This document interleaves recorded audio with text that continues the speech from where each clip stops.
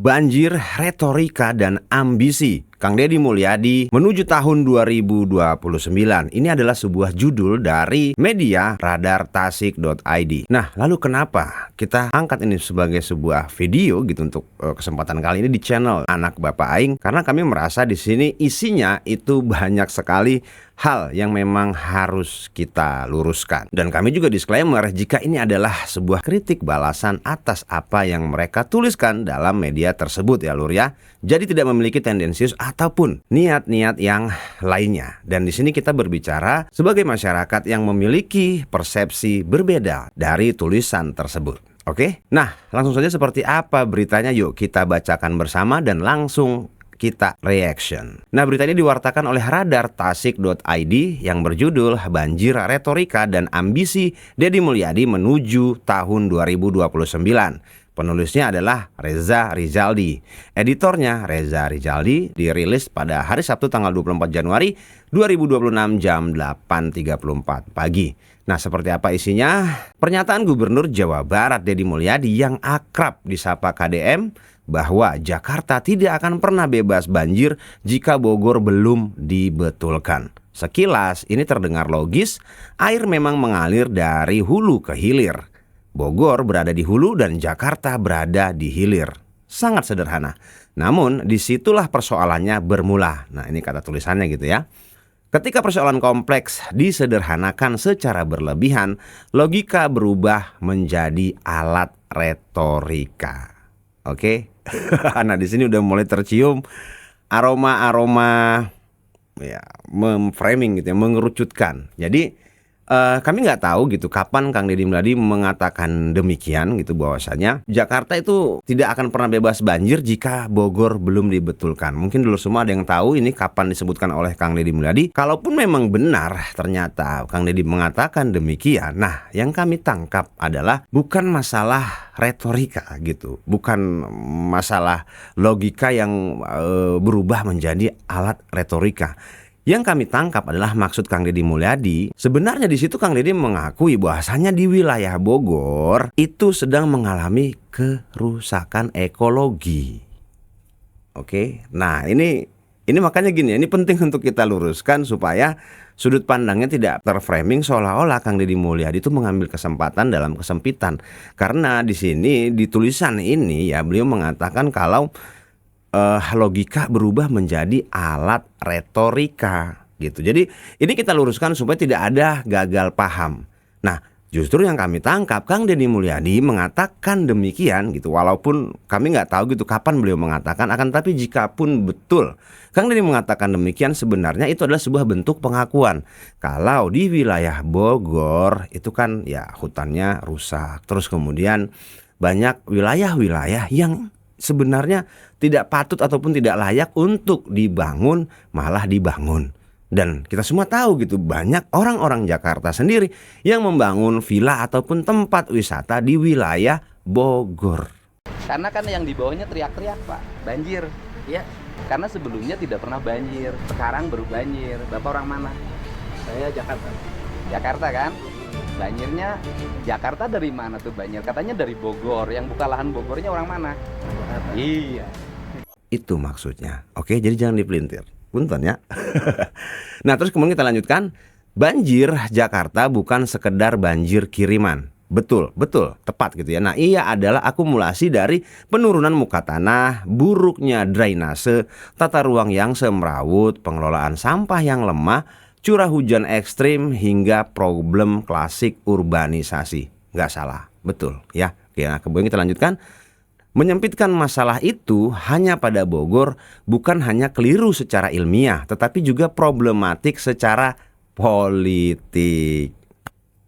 Oke, politik. Ini semua adalah upaya politik. Nah, pertanyaan kami adalah siapa yang menyempitkan? Oke? Siapa yang menyempitkan? Justru kalau kita salah memahami tulisan seperti ini, menurut kami yang menulis inilah yang memiliki persepsi yang sempit. Itu tidak memahami apa yang diucapkan oleh Kang Deddy Mulyadi dengan maksud dan tujuan. Di situ mengatakan Kang Deddy Mulyadi adalah sebagai bentuk ataupun upaya pengakuan Clear Lur, lebih bisa diterima logika yang mana?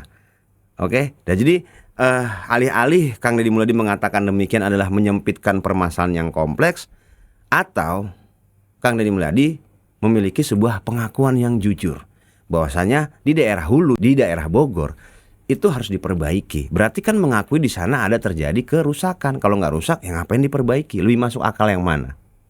Clear ya? Oke. Kita lanjutkan. Nah, Direktur Jaringan Survei Indonesia atau JSI Hari Khairul Anwar SH menilai pernyataan KDM seharusnya diletakkan secara normatif terlebih dahulu. Sebagai Gubernur Jawa Barat, KDM semestinya fokus menyelesaikan persoalan di wilayah kewenangannya, terutama Bogor dan kawasan Puncak, tanpa membebani Jakarta yang memiliki otonomi khusus dan kepemimpinan sendiri. Ini juga lucu nih. Lagi-lagi seolah-olah salahnya ada di Kang Deddy gitu ya. Ngapain gitu? Mendingan urusin aja Bogor tuh sama Puncak. Nah, pertanyaan kami satu, Pak. Yang membangun di wilayah Bogor dan Puncak itu siapa? Bukankah selama ini adalah kebanyakan gitu ya, mayoritas gitu ya, walaupun tidak semua, adalah orang-orang yang memiliki kelebihan finansial, memiliki kelebihan ekonomi yang tinggalnya di Jakarta. Mereka membangun villa, mereka membangun tempat healing, mereka membangun tempat usaha itu kan di daerah Bogor. Ini juga penting gitu, jangan hanya menganggap apa yang diucapkan oleh Kang Deddy Mulyadi sebagai sebuah retorika. Dan ini pun adalah sebuah fakta logika yang bisa kita terima dan bisa kita saksikan sendiri. Clear ya? Gitu. Nah, kita lanjutkan. Yang janggal, nah kata beliau nih ya, KDM justru membalikan situasi. Oh, tentu tidak. Tentu tidak, justru kalau kita lihat ya, tadi kan kita sudah mendengar sendiri gitu apa yang kami sampaikan, itu lebih bisa diterima oleh logika kalau Kang Deddy Mulyadi adalah itu bentuknya pengakuan. Dan faktanya ini tidak dibolak-balikan, faktanya banyak sekali orang-orang yang dari Jakarta itu membangun ataupun membuat ya tempat-tempat wisata yang itu pada intinya akan berdampak kepada banjir gitu Pak. Oke, kita lanjut. Nah, Jakarta dibuat seolah bergantung pada Bogor, padahal justru Jawa Barat yang berkewajiban memastikan wilayah hulunya tidak memperparah bencana di hilir, ujar Hari. Nah, ini juga salah. Menurut kami, yang kami tangkap adalah justru ketika Kang Deddy Mulyadi mengatakan demikian, ini adalah sebuah ajakan yang bersifat struktural. Ngerti nggak? Kepada siapa? Kepada pemimpin Jakarta. Tidak ada hubungannya dengan masalah otonomi khusus. Ngerti nggak? Jadi kan tadi kan juga di berita ini disebutkan bahwasanya posisi Jakarta itu di hilir, Bogor itu di hulu. Yang memegang kewenangan secara struktur itu kan untuk di daerah Bogor adalah Gubernur Jawa Barat, dalam hal ini adalah Kang Deddy Mulyadi. Dan di wilayah hilir itu dipegang oleh Gubernur DKI Jakarta. Kang Deddy Mulyadi mengatakan seperti ini itu semacam seolah gini loh. Yuk bro, yuk kita benerin yuk daerah Bogor gitu. Oke. Jadi bukan malah melimpahkan tanggung jawab. Ini harus diselesaikan dulu nih oleh Gubernur Jawa Barat. Kamu tuh harus sadar bahwasanya Jawa Barat tuh harusnya menyadari, Gubernur Jawa Barat tuh sadar diri, itu benerin dulu dong. Bukan gitu. Jadi Kang Deddy Mulyadi juga nggak mau menerima ini secara 100% dengan sendirinya, karena kalau Bogor itu belum diselesaikan yang akan berdampak kepada hilir. Yang kami tangkap adalah yuk kita bareng-bareng, apakah ada semacam sebuah program bersama antara Pemprov DKI Jakarta dan juga Pemprov Jabar untuk melakukan perbaikan yang realistis di wilayah hulu. Gimana? Bisa diterima logika? Jadi nggak ada yang janggal gitu kan ya. Oke, kita lanjut. Dalam kacamata logikanya, pola semacam ini dikenal sebagai strawman argumen. Nah, ini udah mulai framing nih. Framing ya. Nah, memutar ulang persoalan agar tampak seolah-olah pihak lain yang menjadi sumber masalah. Kewajiban struktural pun bergeser menjadi narasi politis, lagi-lagi politik. Jadi udah wajib kita curigai tulisan ini sangat bermuatan politik. Oke, clear ya? Justru yang melakukan strawman argumen itu ya dari tulisan ini gitu kalau menurut kami, karena di sini tuh seolah ya itu salah KDM gitu. Mau gimana pun salah KDM. Kita harus fair dalam menganalisa sebuah permasalahan. gitu. Nah, selama ini toh Jawa Barat pun itu banyak sekali menyumbangkan pajak. Contoh gitu ya, misalnya di daerah Karawang, Bekasi, Purwakarta, Subang itu kan banyak area industri. Nah, kantornya itu berada di Jakarta, betul kan? Nah, akhirnya pajak itu terkumpullah di Jakarta. Padahal yang merasakan dampak tidak enaknya itu di Jawa Barat, Pak. Harus fair. Nah, maksud Kang Deddy Mulyadi gini loh ya, punten ini ya. Ketika wilayah Jawa Barat memberikan sumbangan dalam bentuk pajak yang sangat besar karena kantor pusat perusahaan-perusahaan yang beroperasi di Jawa Barat itu adalah di Jakarta, maka layak kiranya kalau Kang Deddy Mulyadi itu mengajak Gubernur Jakarta untuk merapikan wilayah Bogor agar tidak terdampak oleh banjir. Gitu, ini harus seimbang, Pak. Jadi jangan cuman seolah-olah gitu ya Kang Deddy Mulyadi ini adalah kesalahan Kang Deddy Mulyadi. Gak bisa gitu. Sebagai media kita harus fair, kita harus berimbang. Oke? Kemudian kita lanjutkan. Nah, KDM dikenal piawai beretorika. Terlalu piawai bahkan. Nah, terlalu piawai bahkan. Jadi ditegaskan 2 kali. Di sini dikatakan bahwasanya KDM itu dikenal piawai beretorika, terlalu piawai bahkan. Punten ini ya, itu adalah bentuk kecerdasan beliau dalam memimpin gitu loh, dalam berdinamika. Kan bener nggak? Kalau ada seseorang yang dia itu sangat piawai beretorika, maka kita sangat setuju dan sangat senang melihat pemimpin yang seperti itu, yang bisa menjawab semua pertanyaan, menganalisa sebuah permasalahan sampai mencari solusi. Bukan pemimpin yang pelahak-pelahok. Pertanyaan kami adalah, apakah penulis di media ini menginginkan pemimpin yang pelahak-pelahok? Jadi jangan, ketika ada seseorang yang cerdas, itu jangan seolah-olah di mata kalian bodoh. Karena gini, kalau kalian membodohkan orang yang cerdas, maka sesungguhnya orang yang bodoh itu adalah orang yang menganggap orang cerdas itu adalah orang bodoh. Kita lanjutkan. Dalam teori framing yang dikemukakan Robert Edmond, framing adalah cara menyusun pesan untuk mengarahkan cara publik memahami realitas. Dan itu ada di tulisan berita ini. Jadi dia sendiri yang mengatakan, ya, menuduh KDM itu beretorika, padahal mereka sendirilah yang beretorika melalui tulisan jurnalistik. Oke. Dalam konteks ini KDM membingkai Bogor sebagai kunci penyelamatan Jakarta, kata mereka. Padahal sepertinya perasaan kami gitu ya, KDM nggak pernah gitu menyatakan hal seperti itu. Nah, dan tadi kita ulang lagi jadinya ya, seperti di awal, apa yang disampaikan KDM itu bukan seolah-olah menjadi tah eta mah kuncina aya di aing, bukan begitu. Justru itu adalah bentuk pengakuan bahwasanya di Bogor itu masih belum rapi, gitu Pak. Ya. Jadi ini Bapak ini gimana nih yang nulis ini? Pesan tersiratnya sederhana namun kuat. Masalah Jakarta bisa selesai jika saya turun tangan. Sebuah framing yang menempatkan dirinya sebagai solusi lintas wilayah. Diluaskan sama dia, dilebarkan, ya kan, dalam tulisan ini. Nah, yang menyatakan ini adalah argumentasi dari penulis berita ini. Ini tidak benar, ya, oke? Nah, tak sulit membaca arah angin politiknya. Balik lagi nih ya. Kita akan tahu nanti arahnya kemana gitu. Nah, popularitas KDM yang tinggi, pengakuan, ditopang basis pendukung fanatik di media sosial seperti kami, membuat setiap pernyataannya cepat menyebar dan membentuk persepsi terangnya. Ya kan bagus berarti gitu. Selagi itu baik gitu kan. Ya kan, salahnya di mana sih Pak? Aduh. Hei, Radar Tasik. Bertaubatlah.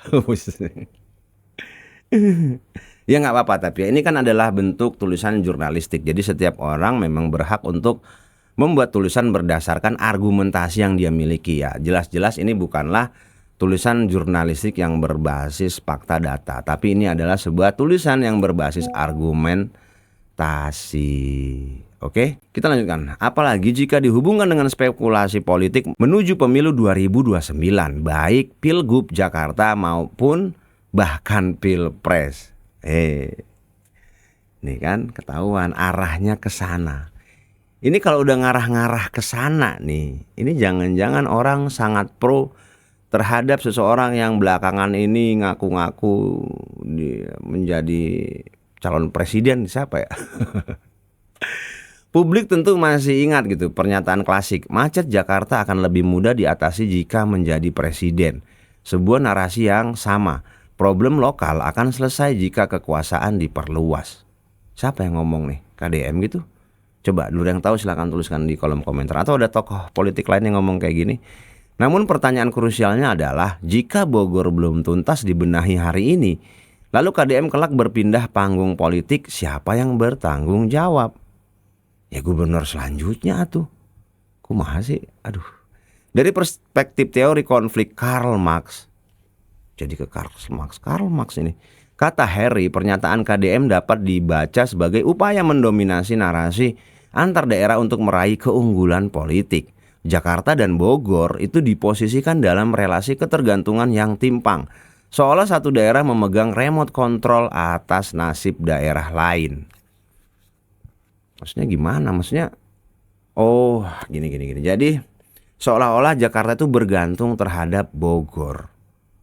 Ya memang faktanya gitu kan. Maksudnya secara banjir gitu. Maksudnya ini kan aliran sungai itu kan memang dari Bogor ke Jakarta. Maksudnya remote politik gimana? Remote control gimana nih? Ya justru harusnya gini ya. Jakarta itu harusnya lebih banyak memberikan kontribusi kepada Jawa Barat. Itu sih intinya harusnya. Kalau menurut kami ya. Karena Jakarta sendiri juga banyak mendapatkan pemasukan dari area-area industri ya, tadi kita udah ulas gitu ya, dari wilayah Jawa Barat Pak gitu. Kondisi ini berbahaya, bukan hanya memperkeruh hubungan antar pemerintah daerah, tetapi juga berpotensi mengalihkan perhatian publik dari solusi konkret. Berbahaya. Justru ini tulisan ini yang berbahaya Pak, kalau dibaca oleh orang yang nggak ngerti gitu. Mengalihkan perhatian publik dari solusi konkret. Ya Jakarta sendiri sebenarnya seperti apa gitu, bisa nggak mengatasi permasalahan ini di wilayahnya. Kalau memang mereka menyadari bahwasanya banjir ini memang adalah bagian yang kompleks, apakah selama ini Jakarta ataupun pemimpin Jakarta sendiri sudah melakukan perbaikan-perbaikan di wilayahnya sendiri? Begitu. Nah, jadi apa yang diucapkan oleh KDM, sekali lagi kami tegaskan, itu bukan untuk memperkeruh keadaan, akan tetapi merupakan sebuah bentuk pengakuan bahwasanya selama ini memang Bogor itu belum beres gitu loh. Oke. Nah, jadi nggak berbahaya, nggak ada yang berbahaya. Namanya juga dinamika politik. Itu adalah hal yang biasa dalam menyampaikan sebuah permasalahan dari sudut pandang mereka masing-masing. Nah, kita lanjut. Padahal akar masalah di Bogor jelas. Deforestasi. Nah iya, deforestasi. Pertanyaannya gini, siapa yang banyak melakukan deforestasi di wilayah sana? Alih fungsi lahan, ya kan? Lemahnya penegakan tata ruang di kawasan puncak. Semua berada langsung di bawah kewenangan pemerintah Provinsi Jawa Barat, ungkapnya. Betul Pak. Akan tetapi ini banyak orang yang melakukan perbuatan deforestasi, alih fungsi lahan. Dan memang betul gitu bahasanya kewenangannya adalah di pemerintah Provinsi Jawa Barat. Pertanyaan kami adalah, pada zaman masa pemerintahannya siapa? Makanya bisa izin itu dikeluarkan. Dan kita tahu banget gitu bahasanya Kang Deddy Mulyadi ketika baru menjabat pun itu langsung dilakukan pembongkaran terhadap tempat wisata Hibis Fantasi. Ini kita lagi di areal rekreasi apa sih namanya? Ibis ya, dikelola oleh BUMD Provinsi Jawa Barat, PT Jaswita. Ya. Kemudian Pak Kasat, silakan berikan penjelasan. Ini izinnya berapa? Ya, izinnya diajukan 4.800 meter persegi. Nah, terus yang dikerjakan? Yang dikerjakan sampai tahun kemarin itu 15.000, berarti sudah nambah 11.000. Ya, dilakukan penindakan. Peringatan sudah Pak? Diminta bongkar sendiri sudah? Tetapi oke. Udah, karena tidak dibongkar sendiri, perintah saya bongkar mulai hari ini. Ya, bantu Pak Wakil Bupati. Siap. Pimpinan DPRD Bogor. Bupati juga sudah bantu Pak mengarahkan Bupati. untuk dukung Pak Gubernur. Dukung, kita bongkar karena ini menimbulkan problem bagi lingkungan. Dan saya tidak segan-segan walaupun ini adalah PT-nya, PT BUMD Provinsi Jawa Barat, untuk berikan contoh pada siapapun bahwa yang melanggar ya harus ditindak. Walaupun itu adalah lembaga bisnis, lembaga usaha BUMD milik Provinsi Jawa Barat. Kita kasih contoh pada seluruh warga di Jawa Barat. Ya. Ada alatnya? Lanjut, ada alatnya? Siap, kita mulai bongkar hari ini. Itu kan bentuk ya, bentuk sebuah kebijakan yang baru menjadi gubernur. Langsung diratakan, langsung dikembalikan fungsi lahannya. Ini kan adalah perbuatan nyata gitu loh, bukan cuma sekedar kebijakan. Nah, pertanyaan kami adalah kalau tulisan ini menyudutkan Kang Deddy Mulyadi, harusnya dijelaskan juga pada saat pemerintahan siapa. Karena Kang Deddy Mulyadi itu baru menjabat sekitar setahun ke belakang gitu. Nah, yang mengeluarkan izin untuk membangun villa, membangun tempat wisata, membangun alih fungsi lahan itu pada saat pemerintahannya siapa, itu harus diperjelas. Karena media jurnalis itu harus secara detail, secara mendasar menganalisanya secara berimbang. Oke? Jadi kalau kayak gini ya ini mah argumen pribadi sih sebenarnya, dan dia masuk melalui media. Oke ya. Tapi gak apa-apa, kita bahas aja biar seru gitu kan. Nah, kita lanjutkan. Mengalihkan fokus ke Jakarta justru berfungsi sebagai red herring. Ini bahasanya bahasa-bahasa hese dimengerti itu. Literasinya tinggi banget gitu ya. Nyaah gitu. Sayang banget kalau ini dipergunakan untuk membuat orang itu berpikir jadi kurang baik gitu terhadap Kang Deddy Mulyadi. Kita lanjut. Pengalih isu dari tanggung jawab struktural yang semestinya dituntaskan. Nah, mungkin Bapak penulis ini pernah dengar nggak? Ya nggak mungkin lah kalau nggak pernah dengar ya. Bahwasanya Kang Deddy Mulyadi itu menutup area pertambangan batu dan pasir di wilayah Parung Panjang, Bogor. Itu adalah salah satu bentuk konsistensi Kang Deddy Mulyadi untuk mengurangi bencana supaya penyerapan air bisa maksimal di wilayah hulu, Pak. Ini juga harusnya ditulis gitu. Oke? Jadi tadi ya masalah Hibis, kemudian perbaikan masalah puncak kan terus dilakukan. Nah, permasalahannya menurut kami adalah itu tidak serta-merta bisa langsung selesai pada hari itu juga. Yang namanya alam ketika sudah dirusak, untuk mengembalikannya ke seperti semula itu membutuhkan waktu yang sangat lama. Bahkan menurut kami sampai selesai pun masa jabatan Kang Deddy Mulyadi, ketika ini dilakukan penanaman kembali dalam bentuk reboisasi, itu belum tentu juga bisa menekan bencana. Nanam bibit raksamalah. Saya pengen nanam 10.000 pohon di Gunung Halimun, di Gunung Salak. Amin, amin ya Allah. 10.000 dengan harga satunya buat Abah untuk nanam. Dari mulai bibit sampai Abah biaya nanam 15.000. Jadi lamun kali 10.000 150 juta. Deal dengan Abah.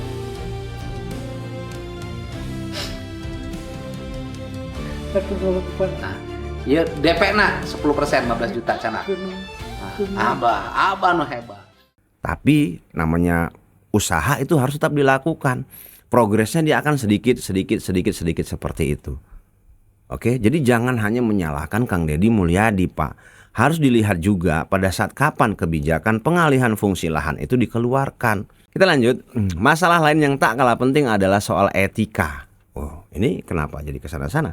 Video-video KDM yang beredar luas di media sosial kerap menampilkan gaya komunikasi yang keras, nada tinggi, bentakan, bahkan umpatan kepada warga. Oke lah, ini mah jelas sekali gitu ya framingnya. Kenapa jadi kesini-sini gitu? Nah, jadi kadinya sih.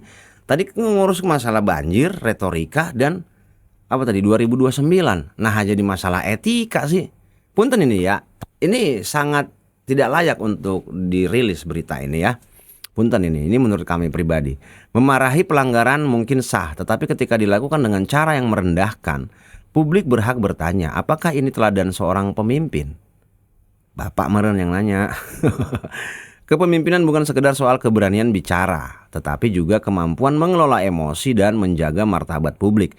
Retorika yang membakar emosi massa bisa jadi efektif secara politik, tetapi berisiko besar secara etis dan demokratis. Ya, justru menurut kami tulisan Bapak yang kurang etis dan tidak demokratis karena tidak beritanya itu ngacak gitu, random gitu, dari sesuatu poin lompat ke poin yang lain, seolah-olah ini memiliki sebuah keterikatan dalam pemberitaan. Nah, ini juga tidak baik gitu ya Pak. Punten ini mah harusnya ini diberitakan pada judul berita yang lain, jangan disatukan di sini. Jadi seolah-olah ini mengumpulkan nih salah KDM tuh A, B, C, D dibentuk ya kan, dibuat dalam sebuah tulisan, dalam sebuah satu narasi jurnalis untuk menyudutkan Kang Deddy Mulyadi. Ya.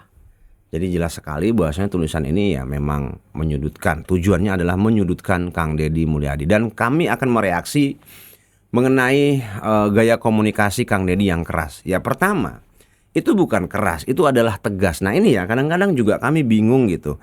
Orang sekarang nggak bisa membedakan mana yang tegas, mana yang keras gitu. Dan kalau dia mengatakan bahwasanya ada umpatan yang mana? Gaya Kang Deddy Mulyadi berkomunikasi itu memang kayak gitu. Dia kan bahasanya aing sia. Itu adalah hal yang biasa gitu. Jadi itu malah justru kalau di kacamata kami berarti beliau ini nggak ada merasa dirinya adalah seorang yang berbeda dengan masyarakat biasa. Itu kan seperti teman ketemu teman gitu, ngomong gaya bahasa seperti itu gitu Pak. Ya itu satu. Kemudian yang kedua, kita harus bisa membedakan antara keras dan tegas. Di kacamata kami selama ini yang dilakukan oleh Kang Deddy Mulyadi itu adalah sebuah bentuk ketegasan.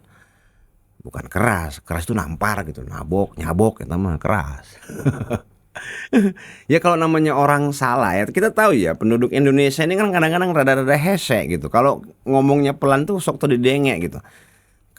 Suka nggak didengerin, nah makanya ngomongnya agak sedikit dinaikkan nadanya, dan itu adalah hal yang biasa kok. Dan setelah kejadian biasanya Kang Deddy Mulyadi juga dia salaman, berpelukan gitu. Oke, jadi punten ini jangan terlalu jahat lah memframing Kang Deddy Mulyadi ya. Pemimpin yang baik itu harus kita support. Boleh mengkritik kebijakannya, tapi jangan seolah-olah kalau dari tulisan ini itu membuat karakteristik dari Kang Deddy Mulyadi itu diturunkan gitu, dikerdilkan, nggak boleh ya. Nah lanjut, banjir adalah masalah lintas wilayah. Jakarta membutuhkan perbaikan sistem drainase, pengendalian penurunan tanah, dan pengelolaan kota yang berkelanjutan. Jawa Barat wajib menertibkan kawasan hulu, menghentikan deforestasi, dan menegakkan tata ruang secara tegas. Dia mengembalikan kan. Tadi kan kata dia Kang Deddy Mulyadi membolak-balikan. Padahal tulisan inilah yang seolah kayak nggak mau tanggung jawab gitu, seolah nggak mau ikut empati gitu kan, membantu. Nggak tahu nih ini apakah media bayaran atau gimana gitu ya. Ini membalikan lagi gitu ya. Oh ini kerjaan lu gitu kan. Ini mah pegawaian sia, ini mah gawean. Gitu. Ulah gara-gara sia mah jadi aing jadi korban ya. Aduh, parah ya mah. Solusinya bukan saling menyalahkan, apalagi menjadikan bencana sebagai panggung pencitraan. Masya Allah. Ya sah sih hari teh. Ayo mau coba sok. Tuliskan di kolom komentar. Kami curiga jangan-jangan beliau ini adalah sosok yang mendukung salah satu tokoh politik tertentu, atau mungkin ini dari partai tertentu. Ada yang tahu, ada yang kenal, sok tulis di kolom komentar. Yang dibutuhkan adalah kolaborasi berbasis data, bukan dominasi narasi. Nah, bukan berbasis data doang Pak, tapi berbasis aksi. Data saja tanpa aksi, yang udah-udah nungges-engges, nyangges. Yang udah-udah, ya udah. Justru Kang Deddy Mulyadi kan coba ya, dia kan aksinya udah banyak sekali yang dilakukan. Seperti yang kami sebutkan tadi, Hibis, ratakan. Ya, terus kemudian masalah penutupan tambang Parung Panjang ditutup. Itu kan berbasis aksi, bukan hanya berbasis data. Justru pertanyaan kami adalah kalau memang Bapak ini membela Jakarta, apa yang sudah dilakukan oleh pemerintah Jakarta, pemerintahan provinsi, daerah khusus ibu kota Jakarta untuk melakukan pekerjaan secara struktural untuk mengendalikan permasalahan ini bersama-sama dengan pemerintah provinsi Jawa Barat. Apakah sudah ada? Nah, ada nggak? Kalau ada yang tahu ini sudah pernah terjadi, coba tuliskan di kolom komentar bentuknya seperti apa dan seperti apa komitmennya, lalu apa yang sudah dikerjakan bersama. Kalau masalah kayak gini dibebankan hanya kepada Kang Deddy Mulyadi, di mana kita tahu bahasanya untuk anggaran sendiri pemerintah Provinsi Jawa Barat itu mengalami banyak kekurangan. Dan tahun depan Provinsi Jawa Barat mengalami penurunan anggaran 2.458 miliar, dan saya bersumpah anggaran jalan Buset Aikan menjadi 3,5 triliun. Semua anggaran pembangunan harus tingkat. Siapa yang harus prihatin? Kami birokrat yang akan prihatin. Saya kasih tahu, mungkin tahun depan hari jadi Provinsi Jawa Barat nggak ada snack, cukup air putih. Kalau bertamu ke provinsi nggak ada makan siang, cukup air putih. Kenapa? Saya sudah pangkas habis, nggak boleh ada anggaran itu. perjalanan dinas pangkas habis, semua pangkas habis, semuanya untuk pembangunan infrastruktur. Biarkan birokrasi berpuasa, yang penting rakyat berpesta. Kenapa justru pertanyaan kami, DKI Jakarta sebagai tetangga dari pemerintah Provinsi Jawa Barat kok nggak ada empatinya sama sekali? Padahal kita tahu anggaran dari pemerintah Provinsi Jawa Barat itu sangat besar sekali. Kan pantaslah gitu ya, namanya kita tetangga, terus kita memiliki kemampuan yang lumayan besar. Tetangga kita sedang mengalami kesulitan. Dan gara-gara kesulitannya itu dia tidak bisa merapihkan wilayahnya yang ini berdampak terhadap wilayah tetangganya yang mampu tadi. Kan sangat wajar gitu kalau, Lur, saya butuh naon gitu kan. Hai ngomong atuh. Nah, ya kan orang jadi kebanjiran wae. Sok atuh ya aya duit. Nah, ini kami ada dana nih. Coba duitnya dari kami, anggarannya dari kami bantu. Kalian punya berapa? Ayo kita rapiin bareng-bareng. Kan enak, harusnya yang memicu ini bukan dari pemerintah Provinsi Jawa Barat yang notabene anggarannya sendiri juga sangat minim. Harusnya yang memiliki inisiatif seperti ini adalah pemimpin dari daerah khusus ibu kota Jakarta. Oke? Ya punten ini ya, kami memang karena tulisan ini kami merasa ya udah, kalau memang Kang Deddy Mulyadi disalahkan gara-gara permasalahan banjir di Jakarta ini, di mana Kang Deddy di sini seolah-olah dituntut ya untuk melakukan aksinya dengan cara sendiri gitu, dengan keterbatasan anggaran, ya kita juga nggak ada salahnya kita omongkan ya harusnya kalian pun memiliki inisiatif untuk mengajak kerjasama bareng gitu. Jadi jangan hanya seolah-olah ini akan berpotensi untuk terjadinya kesalahpahaman ataupun ketidaksepahaman. Enggak gitu juga. Ya dari kalian sendiri bagaimana? Oke? Bapak penulis. Jadi siapa yang menyalahkan gitu kan? Aduh, kita lanjut.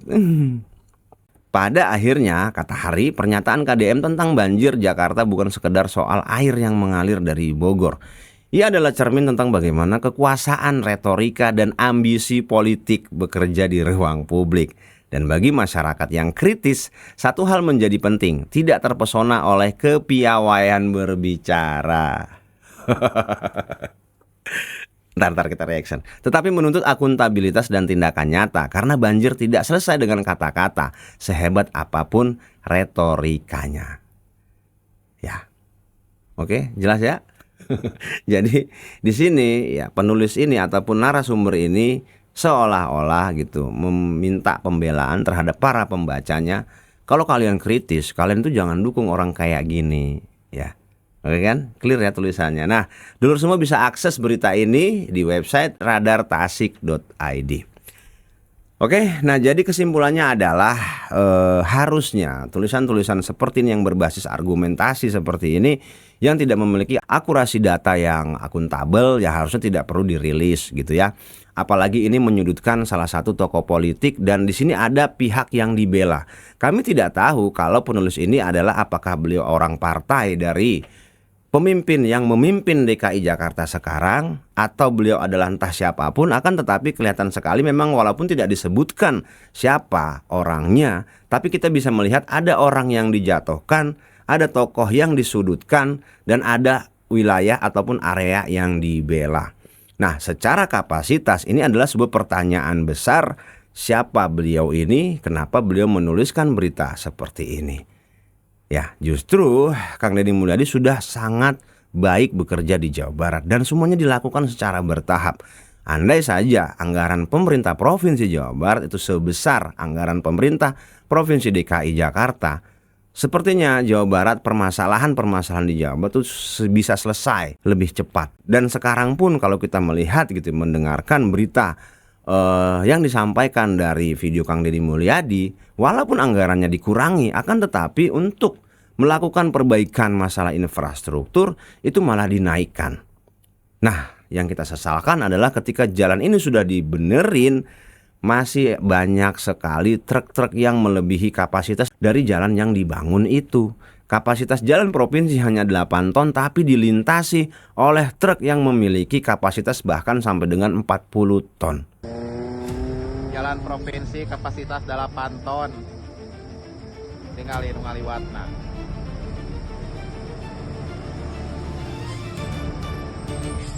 mobil-mobil model kieu nu ngalaliwatna. Mantak naik anjor kumaha jalan ngalaliwatna.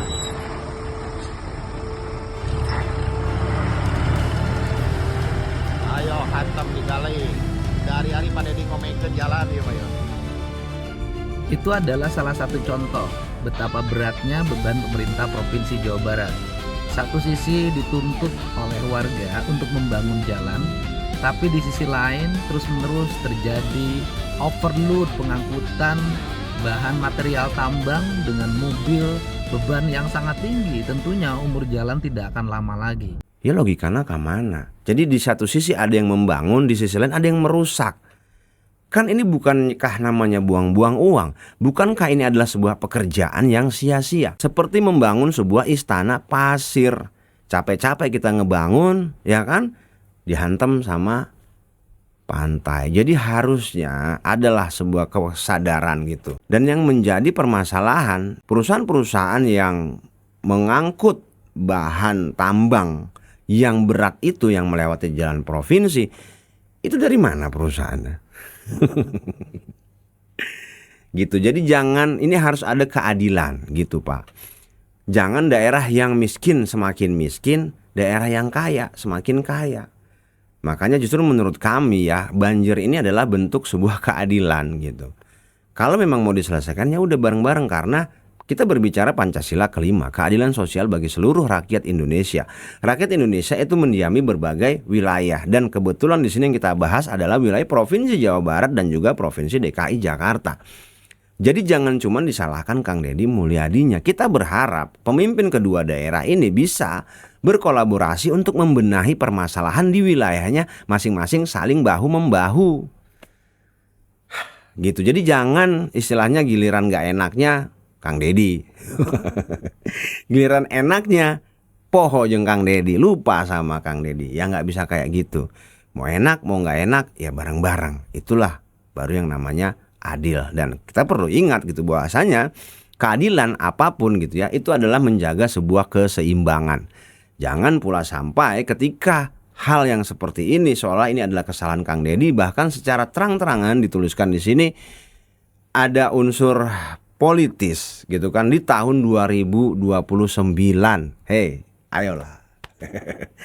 Jangan terlalu cepat menyimpulkan sesuatu yang kita sendiri harusnya memahami. Kang Deddy Mulyadi terlalu sibuk mengurusi hal-hal permasalahan yang banyak terjadi di Jawa Barat. Itu terlalu dini untuk membicarakan masalah Pilgub DKI Jakarta lah, bahkan presiden lah, Pilpres, aduh terlalu jauh gitu. Kang Deddy Mulyadi itu ya, yang dilakukan beliau adalah bentuk transparansi, makanya dibuatlah konten. Kalau beliau pandai berbicara, pandai berretorika, itu menandakan jika Kang Deddy Mulyadi itu adalah orang yang cerdas. Karena dia berbicara pun bukan cuma sekedar ngomong hungkul, tapi dia berbicara juga diikuti oleh bukti-bukti dan itu direkam.